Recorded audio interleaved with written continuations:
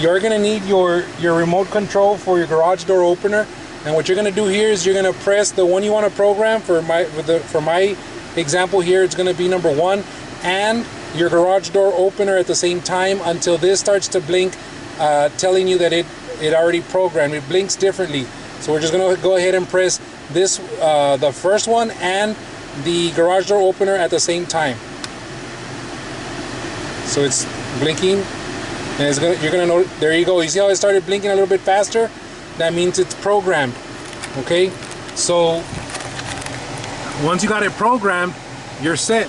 Because I'm gonna go ahead and press this right here, and you're gonna notice behind me, my garage door opener is starting to open up. So I've already programmed it. If I want to close it, I just go ahead and leave it pressed, and it closes.